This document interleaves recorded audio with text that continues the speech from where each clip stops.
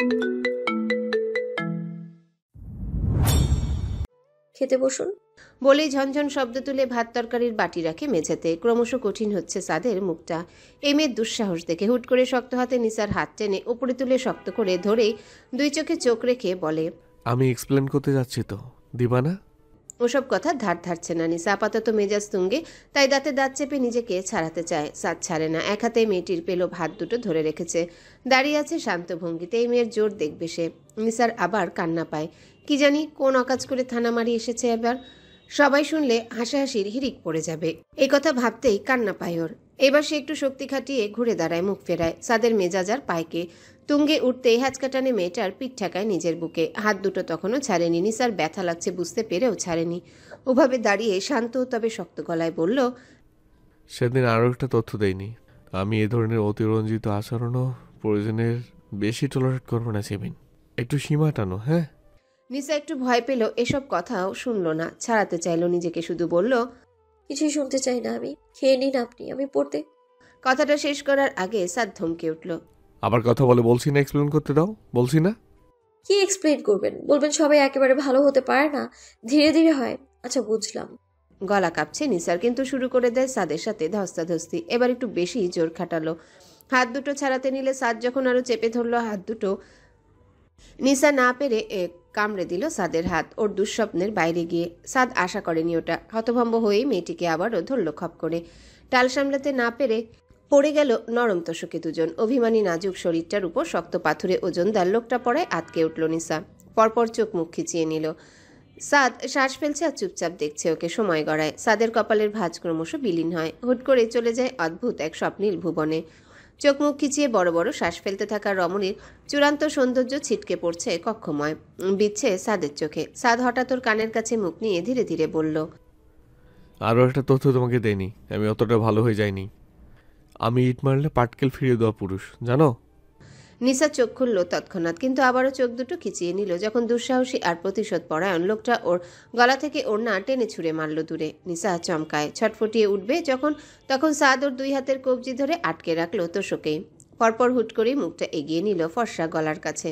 কাঁপতে থাকা রমণীর গলাতে আলতো করে একটা কামড় বসিয়ে আবারও মুখ তুলে তাকালো নিসার মুখে। সময় গড়াতে নিসা যখন হতবাক দৃষ্টিতে তাকালো, সাদ দেখলো ডাগর ডাগর চোখ দুটোর কার্নিশে চিকচিক করছে অস্পষ্ট পানি। থিতিয়ে গেল সাদ, আর ওভাবেই তাকিয়ে রইল। পাশের বাড়িতে বাড়িওয়ালার মেয়েটা আবারও গান ছেড়ে দিয়েছে। জানালা থেকে আসা চাঁদের আলোতে নিসা চোখের কোণে জড়ো হওয়া তরুণী অভিমানের উষ্ণ তরল দ্বিগুণ চিকচিক করছে। নিসার গোল চোখ দুটি আরও গোল হয়ে চেয়ে আছে খুব নিকটে ওর দিকে ঝুঁকে থাকা পুরুষটার গাঢ় বাদামি চোখে। যেন নিসা সম্মোহিত এখন লোকটার দৃষ্টিতে। বাইরে গানের আওয়াজ জোরালো হয়। নিশা হাঁসফাঁস করে উঠতে চাইল। আচানক হাত দুটো ছাড়াতে চাইল, কিন্তু বুঝলো সাদের ইচ্ছে নেই আর ওকে ছাড়ার। সাদ রমণীর ছটফটানি খুব বুঝলো। কবজি চেপে ধরে রেখে ঘনস্বরে বলতে লাগলো, আরও একটা তথ্য তোমাকে দেয়নি। কি? নিসার গলা চিরে শব্দ বেরোলো। দম তো আটকে রেখেছে লোকটাই। সাদ সহজ ভঙ্গিতে বলে যেতে লাগলো, এভাবে যদি আমাকে কোনো কিছু এক্সপ্লেন করার কোনো সুযোগ না দিয়েই সরাসরি দোষী ভেবে এত বাড়াবাড়ি করা হয় না, তবে আমিও বাড়াবাড়ি করবো তোমাকে সীমার মধ্যে আনতে। But you know, excess everything is bad. বাস্তবিকভাবে বোঝো, প্র্যাকটিক্যালি। নিসা বলে না কিছু। ওর যে শ্বাস আটকে আসছে তাও বলে না। সাদ ওর নিমেষহীন চোখ থেকে এবার সরিয়ে নেয় দৃষ্টি। এবার তাকায় নিসার গলার কাছটায়। একটা চিকন শোনাচ্ছেন, দুটো লাল তিল। তার কিছুটা নিচেই অপার্থিব সৌন্দর্যের ঝলকানি। রমণীর গোপন সৌন্দর্যের ছলনায় সাদ খেই হারায়। খুব শান্ত ভঙ্গিতে চুমু খায় ডজন খানেক গলায় আরেকটু নিচে। খসখসে চোয়ালের পেছনে নরম ত্বক কাবু হয়। অদ্ভুত আতঙ্ক মিশ্রিত শিহরণে জমছে নিসা। হাতের মুঠি ছেড়ে দিয়ে পড়ে আছে, ফ্যালফ্যাল করে তাকিয়ে আছে সিলিংয়ের দিকে। সাদ কিছুক্ষণ পর মুখ তুলে বলে, এবার তোমাকে ক্লিয়ার করি। এই যে আমাকে কোনো ব্যাখ্যা দেওয়ার সুযোগ না দিয়ে অবুজের মতো বাড়াবাড়ির একটা রিয়াকশান দিলে না, কামড়াকামড়ি করে এক শেষ করে দিলে। আমার মেজাজ হারাতে হলো। এই যে আমি মেজাজ হারিয়ে বাড়াবাড়ি ধরনের প্রতিশোধ নিলাম, দুটোই কি ভালো না? তো সেই জন্য বলছি, এক্সেস এভরিথিং ইজ ব্যাড। যে কোনো পরিস্থিতির আগে আমার একটা নির্দিষ্ট সময় দিতে হবে এক্সপ্লেনেশনের জন্য। তারপরে এই হাত পা সরাসরি বাসন কোসন ভাঙামি করো নিশামণি। নিসা বুঝিয়ে নেয়। চোখ তৎক্ষণাৎ গুটিয়ে যায় সকল অস্থিরতা। নাসারন্ধ্র আচ্ছাদিত হয়ে আসছে খুব অদ্ভুত একটা ঘ্রাণে। সিগারেটের সাথে দামি কোনো পারফিউম মিশে এই ঘ্রাণটা তৈরি হয়েছে। নিসা এই দুনিয়ায় আছে নাকি নেই সেটাই বুঝতে চেষ্টা করছে। লোকটা কি তাকে মেরে দিল কামড়ে? ওর আত্মা কি শরীর ছেড়ে দিয়েছে? তাহলে তার এত অদ্ভুত লাগছে কেন সব? এই পেট শিরশির করা অনুভূতি ওর জীবনে এই প্রথম। এই অনুভূতি ওর ধারণা মতে জাগতিক নয়, ও হয়তো মরেই গিয়েছে কামড় খেয়ে, ভাবছে নিসা। সাত কথা থামিয়েছে রয় ঘুরে ফিরে, বেহায়া চোখ দুটো বারবার আটকে যাচ্ছে শ্বেতপদ্মের রঙের অনুরূপ দেহ সৌষ্ঠবে। স্বপ্নালু দৃষ্টি সেথায় স্থির রেখে ভারী স্বরটা বলে, আর একটা বাস্তব সত্যি কথা শুনবেন নিশামণি? নিসার খুব ইচ্ছে করলো বলতে, আমার উপর থেকে সরেন আগে। কিন্তু ওর কণ্ঠে তো শব্দ নেই, শুধু বলল, কি? সাদ অদ্ভুত ভঙ্গিতে হাসলো অস্পষ্ট, মুখটা আবারও খানিকটা নামিয়ে নিসার কানের কাছে ধীর স্থির বলে, তুমি অনেকটাই বড়, খুব একটা ছোটও নও। নিসা কিছু বুঝলো না, জানতে চাইবে কেন একথা। তার আগেই গানটা আবারও বেজে উঠল। পূব পাশের খোলা জানালা দিয়ে বাড়িওয়ালার ছোট মেয়ের পোষা বিড়ালটা ঢুকলো তখন। এই কদিনে নিসার খুব ন্যাওটা হয়েছে ওটা। আওয়াজ হতে মনোযোগ ভাঙে সাদের। এবার গলা খাকারি দিয়ে শান্ত গলায় বলে, গৌরীচনা পর্যন্ত যখন এসেছি তখন খুব বাজে একটা ঘটনা ঘটেছে। আমার বাইকের সামনে একটা প্রাইভেট কারের ধাক্কায় আরেকজন বাইক আরোহীর জায়গায় গুরুতর আহত হয়। এতে প্রাইভেট কারের মালিকের কোনো দোষ ছিল না, আমার একসময় ক্লাসমেট সে। প্রত্যক্ষ দোষী ছিলাম বিদায় থানায় আসতে হয়েছে তার সাথে, নয়তো বেচারা খুব হাসত। সুব্রতকে কল করার পরই ফোনটা অফ হয়ে যায়, তাই তোমাকে পাইনি, জানাতে পারিনি। নিসা সবটা শুনতে মুখ থেকে রক্ত সরে গেল, ওর গ্লানিতে ছেয়ে গেল মন। সাদ উঠে বসে চুপচাপ। নিসাও উঠে হাত বাড়িয়ে মেঝেতে পড়ে থাকা ওড়না টেনে তুলে চলে যায় ওয়াশরুমে। গলায় লাল লাল আভা, এক স্থানে দাঁতের চিহ্ন। নিসা আয়নার সামনে দাঁড়িয়ে নির্নিমেষ ওসব দেখে। পরপর দেয়ালে পিঠ ঠেকিয়ে দাঁড়িয়ে থাকে। মেয়েটা যেন সব দিক হারিয়েছে, সে আসলে জগতের ঊর্ধ্বে চলে গিয়েছে। ঠিক তখন দরজায় টোকা মারে সাদ। নিশামণি। মৃদু কাঁপে নিসা, বুকে হাত চেপে রেখে বলে, হুম? আমি গোসল করব। নিসা নড়ে চড়ে উঠে মিনমিনে স্বরে বলে, তো আমি কি করব? আমাকে কেন বলছেন? ওয়াশরুম থেকে বের হবে না? নিসা লজ্জায় পড়ে যায়। দরজা খুলে পালায় পালায় করে ছুটে যায় বারান্দায়। সাদ ওকে দেখতে দেখতে টাই খুলে ফেলে মেঝের দিকে তাকিয়ে হাসে। নিসা ঘুরে এসে নিজেকে সামলে নিয়ে মেঝেতে খাবার বেড়ে অপেক্ষা করে সাদের। সাদ সারাদিনের ক্লান্তি সাবান জলে ধুয়ে একটা ট্রাউজার পরে তোয়ালেতে মাথা মুছে নিতে নিতে আর চোখে দেখে নিসাকে। সহজ গলায় বলে, রাতে বেশি ভাত খাই না নিশামণি, সেফ 2 চামচ। নিসা চোখ তুলে আবারও চমকায়। স্নিগ্ধ এক সৌম্য পুরুষ তার সামনে সর্বোচ্চ কমনীয় রূপে দাঁড়িয়ে। নিসার মস্তিষ্কে এই বার্তা খুব দ্রুত পৌঁছায়। পরপর চোখ নামিয়ে উঠে পাশে সরে বসে। ভাত খেতে খেতে সাদ ইন্টারভিউয়ের কথা, বরিশালে নাফিয়া সাহেদের বাসায় যাওয়ার কথা, সাউকির অ্যাক্সিডেন্টের কথা বলে যাচ্ছে সহজ গলায়, যেন দুজন পুরোদস্তুর সংসারী মানুষ যাদের জীবনে প্রেম সোহাগের কমতি নেই। এখন আরাম করে সাংসারিক আলাপ পারছে। কিন্তু নিসা ওসব কিছু ঠিক শুনেও শুনছিল না। ঢোক গিলতে গিলতে দেখছিল মানুষটার চওড়া বুক, কাটা দাগ রয়েছে বেশ কয়েক জায়গায়। শার্ট তখনও পরেনি সাদ। তোয়ালেটা গলায় ঝুলিয়ে রাখা, ভেজা চুল বেয়ে টুপটুপ করে পানি গড়িয়ে পড়ছে কপালে। খিদের তাড়াহুড়োতে সাদ মাথাটাও মুছেনি ঠিকভাবে। এবার নিসা নিজের কাণ্ডে নিজেই অবাক। সে এত বিশ্রী আচরণ করছে কেন? সে তো তবে রুম্পাদের থেকেও খারাপ, কিন্তু নিসা উসখুস করছে। সে ওই কাটা দাগগুলো ছুঁয়ে দেখবে। হাত নিষ্পিস করছে তার। খেয়ে দিয়ে অভ্যাস মতো সাদ সিগারেট ধরিয়ে বারান্দায় চলে যায়, বলে যায়, আমি এত তাড়াতাড়ি ঘুমাবো না, তুমি বাতি জ্বালাতে পারো। নিসা ঘোরের রাজ্য থেকে ঝটপট বেরিয়ে প্লেট বাটি পরিষ্কার করে যেই না জিরোতে বসবে অমনি একটা অসুবিধা হলো। কিছুক্ষণ স্থির হয়ে বসে থেকে পিঠ এলিয়ে দিল দেয়ালে। ওর একটা সাংঘাতিক অসুবিধা আছে, যার নাম অ্যাসমা। নিয়মিত ইনহেলার নিতে হয়, খুব বেশি সময় থাকে না। হুট করে চলে এসে ইনহেলার পেয়ে চলে যায়। তবে স্বল্প সময়ে 12টা বাজিয়ে দেয় নিসার। আকস্মিক আক্রমণের জন্য প্রস্তুত ছিল না ও। বুকে হাত চেপে খুঁজতে লাগলো জল। পাশেই কাচের বোতলটা। তুলতে অবশ্য পারল না, আওয়াজ তুলে পড়ে গেল হাত থেকে। কারণ নিসার হাত কাঁপছে, বুকটা ধরফর করছে সবেগে। সাদ শব্দ পেয়ে বারান্দা থেকে উকি মেরে দৃশ্যটা দেখে থমকায়। ত্রস্ত কদমে এসে উদ্বিগ্ন স্বরে বলে, নিশামণি, কি হয়েছে? নিসা শ্বাস নেবে কি? সিগারেটের গন্ধে মূর্ছা যাচ্ছে এখন, পেট মুচড়িয়ে উঠছে। কোনো মতে বলল, ইনহেলার আমার ব্যাগে। তাজ্জব সাদ মিনিটখানেক হতবিহ্বল দৃষ্টিতে মেয়েটিকে দেখেই গেল। সাদের নখদর্পণে থাকে মেয়েটি সবকিছু, অথচ এটা সাদ জানত না। তৎক্ষণাৎ সাদ শ্বাস ফেলে শুরুতেই হাতে সিগারেটের দিকে তাকিয়ে ছুটে চলে যায় বারান্দায়। 5 সেকেন্ড সময় নিয়ে সেটা বাইরে ফেলে এসে নিসার ব্যাগ হাতে একটা আকাশি রঙের ইনহেলার নিয়ে এসে নিসাকে দেয়। দেয়ালে পিঠ ঠেকিয়ে দাঁড়িয়েছিল নিসা। হাত বাড়িয়ে ইনহেলারটা নিতেই সাদ শান্ত গলায় বলল, কবে থেকে? খুব ছোট থেকে? ডক্টরের কাগজপত্র আছে? নিসা জবাব দিতে পারছে না। বস্তুটার ভেতর থেকে ওর নিঃশ্বাসের উপাদান টানছে মুখে পাগলের মতো। থরথরিয়ে উঠছে নরম শরীর। সাদ এইবার এক কাজ করলো, বিধ্বস্ত মেয়েটিকে এমনভাবে আগলে নিল যেমন করে ছোট লতানো চারা গাছকে সাপোর্ট দিয়ে রাখে শক্ত বাঁশকাঠি। নিসা হাঁপাতে হাঁপাতে এলিয়ে পড়ল সাদের উন্মুক্ত বুকে। মিনিটখানেক মাথা ঠেকিয়ে রেখে ক্রমশ ধাতস্থ হতে ঝাপসা চোখ দুটো তুলে সাদের চোখে তাকাতেই দেখল সাদের দৃষ্টিতে নিদারুণ উদ্বিগ্নতা। সবটাই নিসার জন্যে, সবটুকুই নিসার জন্যে।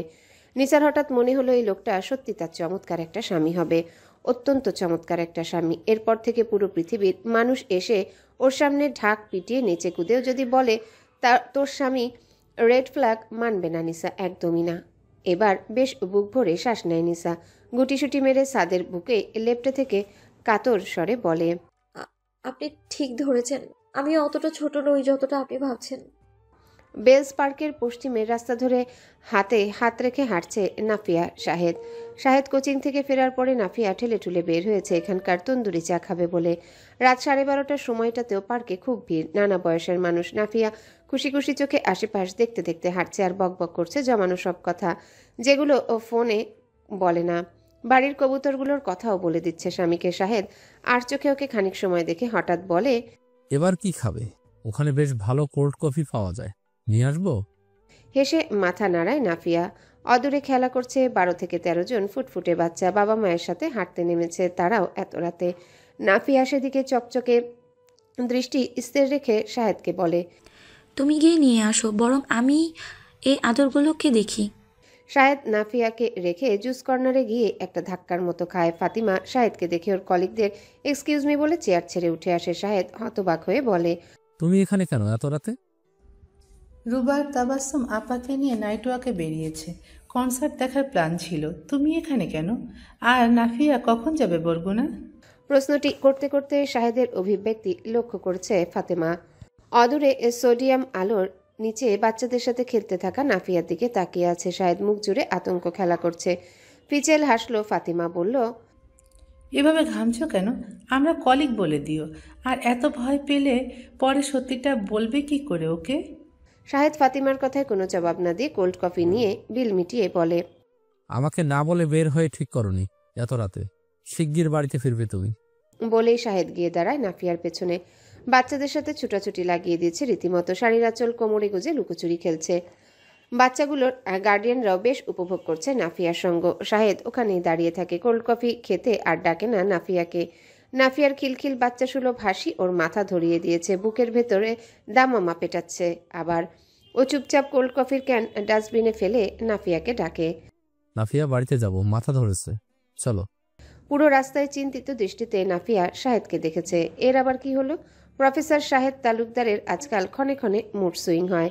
ফ্ল্যাটে ঢুকে শাহেদকে জাপটে ধরল নাফিয়া। ওর মুড ঠিক করতে বেলস পার্কের ওই বাচ্চাগুলোর গল্প করতে শুরু করলো। শাহেদের কোলে চেপে বসে দুই হাতে ওর দুই গাল চেপে নিজের দিকে ফিরিয়ে বলে, তারপর শোনো কি হয়েছে। আচ্ছা, পরে শুনবো, এখন ঘুমাই। নাফিয়া।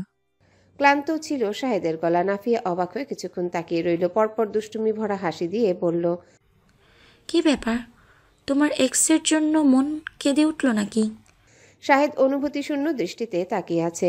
নাফিয়া পেট চেপে কিছুক্ষণ হেসে পরপর দুঃসাহসীর মতো শাহেদের দুই গালে ওর ঠোঁটে ওর কপালে চুমু খেয়ে বলে, মজা করেছি, প্লিজ মাইন্ড করো না। আচ্ছা শোনো, সিরিয়াসলি বলছি, আমাদের দাম্পত্যটা কেমন বোবা আর পানসে হয়ে যাচ্ছে। এর কারণ একটা বেবি নেই।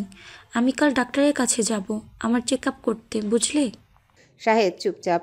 নাফিয়া আদুরে হাতে ওর শার্টের বোতাম খুলে লোমশ বুকে ঠোঁট রেখে আদুরে স্বরে বলে, তবে হ্যাঁ, বলে যাচ্ছি, আগে থেকেই বাচ্চা এলে একদম যেন আমার প্রতি উদাসীন হতে না দেখি। ওদের ভালোবাসবে, তবে আমার থেকে কম। এ জীবনে কম ভুগিনি আমি। বিয়ের পর তোমার এক্স ফেক্সের চক্করে আমি দিনরাত কেঁদেছি। জায়নামাজে বসে শুধু কেঁদেই গিয়েছি। বলেছি, আল্লাহ, আমার স্বামী যেন শুধু আমাকেই ভালোবাসে, তার মনে যেন ওই পরনারীর থেকে সরে আসে একেবারে। আমি আমার ভাগের ভালোবাসা, স্নেহ, অ্যাটেনশন কারো ভাগে চলে গেলে একদম সহ্য করব না, আর খুন করে দেব। বলে দিলাম প্রফেসর। 12:30 নাগাদ অসীম তালুকদারের বকবকানি থামে। পা ভেঙে বাড়িতে ফেরা শাওকি কিছুতেই বাবাকে বিশ্বাস করাতে পারেনি তার বাইকের সামনে কুকুর পড়েছিল। অসীম তালুকদার মেনেছেন তার ছেলে মেজ ভাইয়ের মতো বখাটে স্পিডে বাইক চালাতে গিয়ে অঘটন ঘটিয়েছে। কথা শোনাতে ছাড়েনি, তার উপর 3 ঘন্টা সাউকির কানের পোকা বের করে শেষটাই বলেছে। যাও গিয়ে পড়তে বসো, সাল উঠেছে, পুরুষ মানুষের অত কিছু হয় না।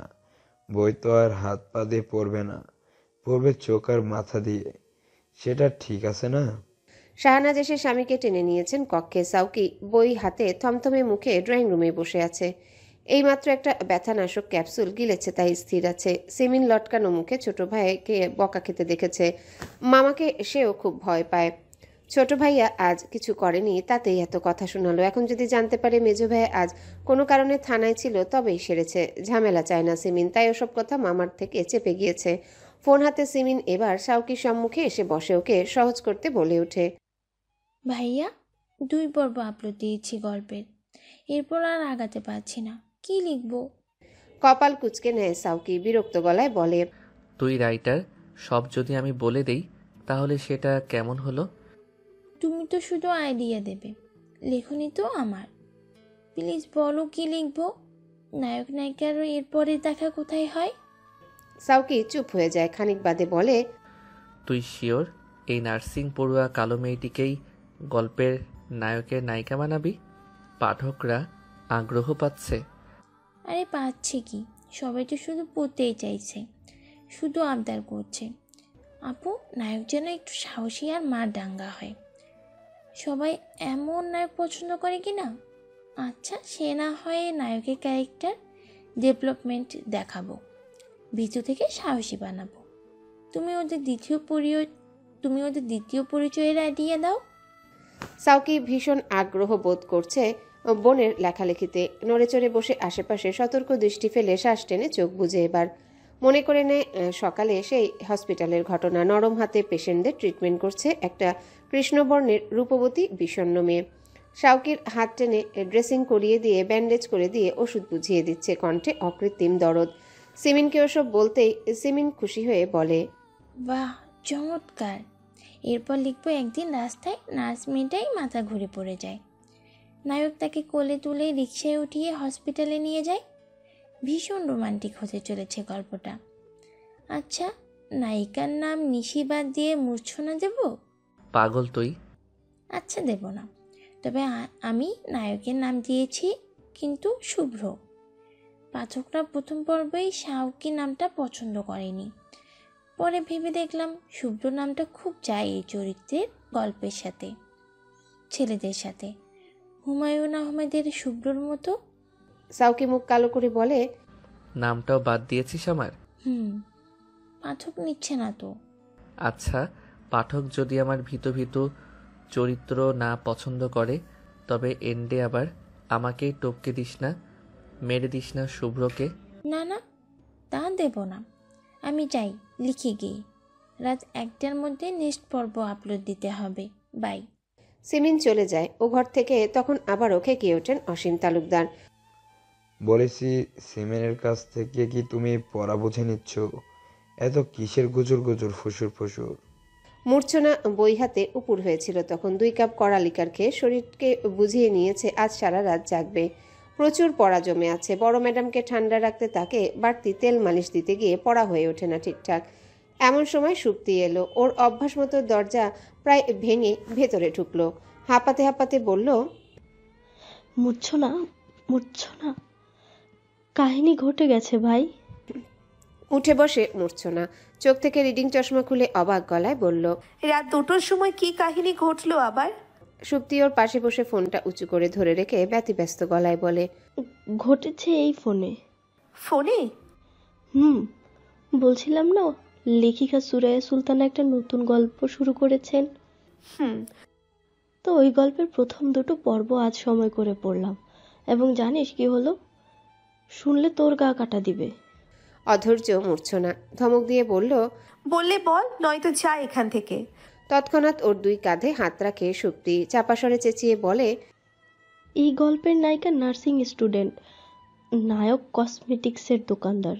হতেই পারে, তো কি হয়েছে? গল্পের নায়িকা তোর মতো কালো, নায়ক অতি ফর্সা। হতেই পারে, তো কি হয়েছে? নায়ক নায়িকার প্রথম দেখা কিভাবে হয় জানিস? নায়িকা নায়কের দোকানে ফর্সা হবার ক্রিম কিনতে যায়। এবার একটু থামলো মূর্ছনা, থেমে থেমে বলল। এরপর কি হলো? সুপ্তি উত্তেজিত হয়ে বলে। তারপর তাদের মাঝে সেটাই হয়েছে যেটা সেদিন তোর আর ওই কসমেটিক্সের দোকানদারের মধ্যে হয়েছে। তর্ক হয়েছে, বললি না এসে সেদিন? মূর্ছনা অবাক চোখে কিছুক্ষণ তাকিয়ে থাকে, পরপর বলে। এমন হতেই পারে, তো কি হয়েছে? তো কি হয়েছে? তৃতীয় পর্বে নায়ক বাইক অ্যাক্সিডেন্ট করে হসপিটালে এসে কালো নায়িকার কাছ থেকে ট্রিটমেন্ট নিয়েছে। কালো নায়িকাকে নাকি লাজুক লতার মতো বলেছিল, প্লিজ ট্রিটমেন্টের নামে আমার পা ছুবেন না। মূর্ছনার চোখ থেকে বিস্ময় সরে না। সুপ্তি বেশ গম্ভীর ভঙ্গিতে ওর কাজ ঘেঁষে বলে। এতটাও কাকতালীয় হয়? সংলাপ থেকে শুরু করে ঘটনা প্রবাহ, স্থানের বর্ণনা সব মিলেছে রে। শুধু বরগুনার নামের স্থানে খুলনা বসিয়ে দিয়েছে। মূর্ছনা বিস্মিত ভঙ্গিতেই মাথা নেড়ে বলে। এরপর জানতে তো পরের পর্ব পড়তে হবে। অদ্ভুত লাগছে মূর্ছনার, বলল। গল্পের নাম কি? গল্পের নাম শ্রাবণের মেঘগুলো জড়ো হলো আকাশে। নায়ক শুভ্র, নায়িকা নিশি। মূর্ছনা সুপ্তির কথার সত্যতা যাচাই করতে নিজে পর্ব 3টা পড়ল। পড়া শেষে চুপ করে বসে থাকলো। খানিক বাদে বলল। লেখিকা কোথাকার? তা তো জানি না। আচ্ছা, তুই আমাকে গল্পের লিঙ্কটা দে, এই গল্পটা আমি পড়বো এখন থেকে। পাত্রের নাম সঞ্জীব রায়। ঢাকাতে হীরার ব্যবসা আছে পাত্রের। অল্প বয়সেই বেশ নামকাম অর্ধকড়ি জমিয়ে ফেলেছে। আমাদের সোনার দোকানের 3টা দোকানের সমান তার আউটলেট। দেশের বাড়ি বামনায়, তোমার শিউলি পিসিদের পাশের বাড়ির। ছবিতে যতটা মোটা আর কালো দেখাচ্ছে ততটা না, তবে একটু বেটে। লম্বা দিয়ে কি করবে এত? তুমি নিজেও তো বেটে। গালে ময়শ্চারাইজার লাগাতে লাগাতেই হাতের ছবিটা দেখছে মন্দিরা। পাশ থেকে ওর মা কমলিকা কর্মকার উঠে দাঁড়ায়। সন্ধ্যাবাতি জ্বালাতে হবে বলে মেয়েকে পাত্রের বিবরণ দেওয়ার দায়িত্বটুকু তার ঘাড়ে ছিল, পালন করেছেন। বাকিটা মন্দিরার বাপার 3 ভাই বুঝে নিক। ভবিষ্যতে যে এ বাড়িতে একটা কলহ সৃষ্টি হবে সেটার আজ এক্ষুনি বেশ পাচ্ছেন কমলিকা। মেয়ের মনের খবর তো তিনি রেখেছেন। মন্দিরার মুখটা রক্ত স্বরে সাদা হয়ে আছে। মায়ের দিকে তাকিয়ে বলে। মা, তোমার কি মনে হয় না বাবা আর দাদারা আমার উপরে অন্যায় করছে? আমার বয়স 26, বিসিএস এর জন্য প্রস্তুতি নিচ্ছি। এটা বিয়ের করার সময়? আজ কমলিকা কোনো রাগ ঢাক রাখলেন না। উপরন্তু মেয়ের শাক দিয়ে মাছ ঢাকার স্বভাবে রাগ ঢেলে বললেন। কতবার বলেছি ওই ছেলের সাথে বন্ধুসুলভ সম্পর্ক রাখারও প্রয়োজন নেই। ইমোশনাল অ্যাটাচমেন্ট চলে এলে তোমার ক্ষতি হয়ে যাবে। শুনলে না? মন্দিরা বিস্মিত হয়ে ঘুরে দাঁড়ায়। মা, ক্ষতি হয়ে যাবে মানে? শুভ্র তো বাজে ছেলে। কি জানি, তবে ফল তো গাছের থেকে আলাদা হয় না, তাই না? তবে তো আমিও বাবা দাদাদের মতোই ঠক জোচ্চোর, তাই না? মন্দিরা, মাইন্ড ইউর ল্যাঙ্গুয়েজ। কমলিকার ধমকে মন্দিরা দমে না, তবে মেয়েটার চোখ দুটো ঝাপসা হয়। দিন দিন এসব ভেবে ভেবে সে ডিপ্রেশনের রোগী হচ্ছে। রাত্রিরে ঠিকঠাক মতো ঘুম হয় না। মনের দহনে উত্তপ্ত দুনিয়া। তার কণ্ঠে চাপা রাগ নিয়ে পড়ল। তোমাদের ভাগ্য ভালো, তোমাদের বাড়ির মেয়েকে এমন একটা ছেলে পাগলের মতো ভালোবাসে। 2 নাম্বারি ব্যবসা করলে, লোক ঠকিয়ে এই পর্যন্ত এলে। আর সুব্রতর বাবা বুঝি 1 নম্বরই ব্যবসা করে? ঠক জোচ্চোর কি সে নয়? কে আবার লোক ঠকায় না? মন্দিরা জবাব না দিয়ে পার্স তোলে হাতে। মোড়ের মাথায় সুব্রত এসে দাঁড়িয়ে আছে, একটু দেখা করবে। কমলিকা চোখ কপালে তুলে বলল। এই ভর সন্ধ্যা কোথায় যাচ্ছ? পুঁতি খেলে বন্ধুদের সাথে। তোমার বাবা আর দাদারা আজ রাতেই তোমার মত জানতে চেয়েছে, কিন্তু হ্যাঁ না তাদেরকে তুমিই জানিয়ে দিও। আমাকে আর এর মাঝে টেনো না তোমরা। আর এই তুমি শোনো, নিসা বলে ওই পুচকে মেয়েটার মতো যদি পালিয়ে বিয়ে করে দুঃসাহস দেখাও তবে পস্তাবে। ওর বাপ মা নেই, অভিভাবক নেই, তাই 7 পার পেয়েছে। তোমার ওই সুব্রত রায় পার পাবে না, বিজন একদম শেষ করে ফেলবে। তোমাকে সাবধান করছি বারবার মন্দিরা, আবেগের বয়স তোমার নয়, এখনো সময় আছে, সরে এসো। মন্দিরার চোখ ভেজা দেখে সুব্রত শুরুতেই বলে ওঠে। বিধবার মতো কাঁদছিস কেন? আমি তো দিব্যি এখানে দাঁড়িয়ে আছি, জীবিত। এই তো চিমটি কেটে দেখ। মন্দিরাজ সুব্রতর সস্তা মস্করায় কোনো প্রতিক্রিয়া দেখালো না, বরং সোডিয়ামের আলোতে জলজল করতে থাকা তার প্রাণসখার নির্মল সরল মুখটা দেখতে লাগলো ফ্যালফ্যাল করে। সুব্রত ঠোঁটের হাসি গুটিয়ে নিল তৎক্ষণাৎ। দুহাতে মন্দিরা 2 গাল চেপে ধরে বলল, মেরেছে নাকি? মা এখন আর ওসব করে না। তবে তোকে একটা কথা বলি, একদম মস্করা করে উঠবি না, শুনলে এমন করলে কিন্তু আমি চলে যাব ওইখান থেকে, তোকে ব্লক করে দিব। হ্যাঁ জানিস তো, ওই একটা কাজে কথায় কথায় ব্লক করা। আচ্ছা মজা করব না, বল সিরিয়াস কিছু হয়েছে? সুব্রতর মুখভঙ্গি গম্ভীর, কপালে উৎকণ্ঠার ভাঁজ। মন্দিরা হঠাৎ কেঁদে দিয়ে বলে, তোকে আমি 1 সপ্তাহ সময় দিলাম, এর মাঝে তুই কোনোভাবে তোর ফ্যামিলি আর আমার ফ্যামিলিকে ম্যানেজ কর। দাদারা পাত্র দেখছি কিন্তু। সুব্রত আকাশ থেকে পড়ার ভঙ্গিতে বলে উঠল, মগের মূল্যক নাকি? তোর অনুমতি ছাড়া বিয়ে দিবে নাকি? না, জোর করিয়ে দিবে। দাদাদের চিনিস না তুই? পাত্রের নাম জানিস? SR ডায়মন্ডের ওই বুড়ো হাবড়াটা। এতক্ষণ বেশ সিরিয়াস থাকলেও সুব্রত এবার হেসে ফেলে। পরপর বলে, বাহ রে মন্দিরা, তোর পরিবারের পছন্দ তো বেশ চমৎকার। মন্দিরা রাগ বাড়ে, টিস্যু দিয়ে নাকের সর্দি মুছে বলে, আসলেই আমার মতো বিশ্রী নয়, মরদহীন এক অপদার্থ আমার রুচির দৌড়ে, যে কথায় কথায় ভ্যাটকাতে জানে শুধু, আর কোনো মরদ নেই তার। সাদের বাইকের পেছে বসে শহর চষা, রাতে ফোন কলে একটু আমাকে জাদু শোনা বলে দুটো গরম প্রেমের কথা বলেই আমাকে আবেগী করা, এছাড়া আর কি মরদ আছে তার? সত্যিই আমার পরিবারের পছন্দই দারুণ, আমার পছন্দের মতো নয়। কথাটা শেষ করে মন্দিরা আবারও কাঁদে। একটু থেমে সুব্রতকে বলে, 2 দিন পরে আমার বিয়ে হয়ে গেলে, আমার ছেলে মেয়ে হয়ে গেলে, তোকে বাড়িতে আনুষ্ঠানিকভাবে নেমন্তন্ন করে আমার বাচ্চাদের দিয়ে মামা ডাক শোনাবো। হতচ্ছাড়া, এইটাই হবে তোর মতো আহাম্মকের উপযুক্ত শাস্তি। হা করে আছে সুব্রত। ওরা দাঁড়িয়ে আছে গলির ভেতরে একটু আড়াল হয়ে। মন্দিরা দেয়ালে পিঠ ঠেকিয়ে নাকে ওড়না চেপে কাঁদতে কাঁদতে বলে, সব চিন্তা, সব দায় যেন আমার, কাপুরুষ একটা। আত্মসম্মানে আঘাত লাগায় সুব্রত তেড়ে আসে। মন্দিরার বেণী ধরে টান দিয়ে বলে, এবার একটু বাড়াবাড়ি করে ফেললি না? সুপুরুষ কাকে বলে? এতদিন তো তুই স্টুডেন্ট ছিলিস, আমিও রিটেক খেয়ে বসেছিলাম। বিয়ের কথা তুলতাম কোন মুখে? এখন কথাটা কানে দিয়েছিস, একটু সময় দিবি না ভাবতে? তোরা মেয়েরা পারিসও বটে। শালা, কে যে বলেছিল তখন প্রেমটা করতে? মন্দিরা শেষের কথাটা শুনে দ্বিগুণ রাগ অভিমান নিয়ে ঘুরে দাঁড়ালো বাড়ি ফিরবে বলে। অমনি হাতে টান খেলো। পরপর টের পেল শক্তপোক্ত বুকে ওর মাথা ঠেকেছে। কেউ খুব আলতো করেই ওকে ধরেছে ক্ষণিকের জন্যে। ওর কানের কাছে মুখ নিয়ে বলছে, সর্বোচ্চ কতদিন সময় নিয়ে পরিবারকে মানালে আমি আর কাপুরুষ থাকবো না তোর কাছে? মন্দিরা নিশ্চুপ। ওর শরীর ভেঙে আসছে এই মানুষটার আসলে সে ঠিক প্রথম অনুভূতির মতো। হাই স্কুলে মানুষটার থেকে অঙ্ক বুঝে নিতে গিয়ে যেভাবে শরীর ভেঙে আসছিল, ঠিক সেভাবে ভেঙে আসছে। বলে না, কথাও চুপচাপ কাঁদে। সুব্রতর কানের কাছ থেকে চুলের গোছা সরিয়ে দেয় আদরের সহিত বলে, রাতের ফোন কলে শুধু প্রেমের গরম আলাপ পাড়ার মন্দিরা তুই নোস আমার। আমি তোকে কি ভাবি, তোর মতো মন্দিরের গোবর ঠাসা মাথায় ঢুকবে না কখনো। বাড়িতে যা, চিল্লাচিল্লি করে মার্কেট পাওয়া যায় না। আমাকে 2 দিন ভেবে প্রস্তুতি নিতে দে। স্বাদের থেকে বুদ্ধি নেই আগে। মন্দিরা চোখ তুলে কণ্ঠে নিদারুণ আকুলতা নিয়ে বলে, কিছু না হলে কি করব? পরে পালিয়ে যেয়ে বিয়ে করব? মাথা খারাপ? সবার সামনে দাঁড়িয়ে তোর সিঁথিতে 10 কেজি সিঁদুর ঢালবো আমি? মসজিদের বাইরে পা রেখে মিনিটখানেক নিচে চামড়ার জুতো জোড়া খুঁজে আশেপাশে তাকায় সাদ। অনেক দূরে বাড়ির প্রাইভেট কার নিয়ে দাঁড়িয়ে আছে সুব্রত।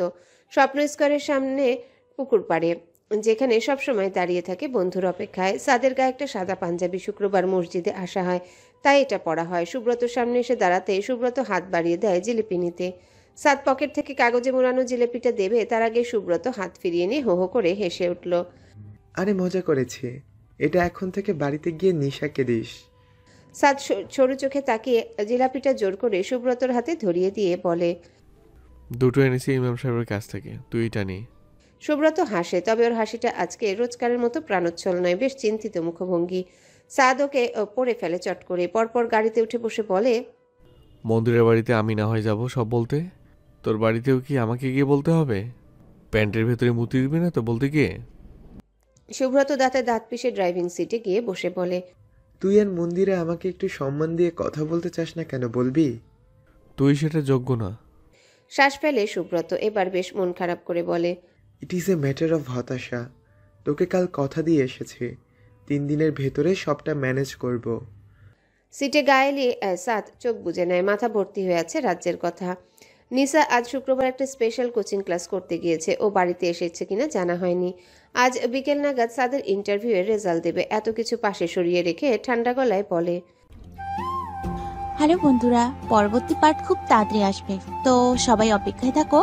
আর চ্যানেলটি যারা এখনো সাবস্ক্রাইব করোনি তারা পরবর্তী পার্ট দেখার জন্য চ্যানেলটি সাবস্ক্রাইব করে রেখো। ধন্যবাদ সবাইকে, আমাদের সাথেই থেকো।